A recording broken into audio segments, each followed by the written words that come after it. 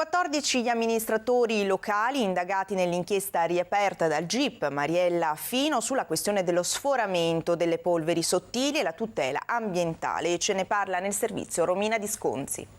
14 amministratori veneti indagati dalla Procura della Repubblica di Padova, convocati in udienza dal giudice per le indagini preliminari Mariella Fino. L'avviso di garanzia è stato inviato al sindaco di Padova Flavio Zanonato, agli assessori Ivo Rossi, Mauro Bortoli, Francesco Bicciato e Alessandro Zanna, al presidente della provincia di Padova Barbara Degani, all'ex presidente Vittorio Casarin e agli assessori Roberto Marcato e Mauro Fecchio, al presidente della regione del Veneto Luca Zaia e all'ex governatore Giancarlo Galan, insieme agli assessori Renato Chisso, Giancarlo Conta e Maurizio Conte. Secondo l'accusa nata da un esposto dell'ADUC, i pubblici amministratori, in virtù dell'incarico ricoperto, avrebbero dovuto impedire le emissioni di polveri sottili oltre il tetto consentito dalla norma, che dal 2005, anno in cui è entrata in vigore, viene sistematicamente violata.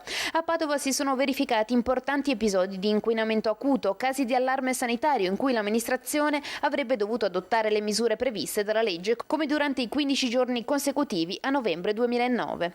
A seguito dell'esposto la Procura aveva chiesto l'archiviazione, a cui l'ADUC ha proposto l'opposizione, quindi il GIP Mariella Fino ha rigettato la richiesta del PM, ordinando nuovi accertamenti proprio in relazione agli episodi di inquinamento acuto e al piano di azione e risanamento dell'aria del Comune di Padova. Noi siamo fiduciosi che la magistratura della Procura di Padova prosegua con le indagini relative all'esposto che abbiamo presentato.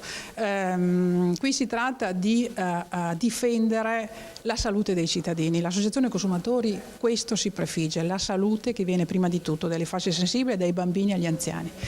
E questo aspetto lo abbiamo evidenziato in dei provvedimenti che secondo noi non sono stati adottati dal Comune di Padova, dalla provincia di Padova e dai 103 comuni della provincia di Padova.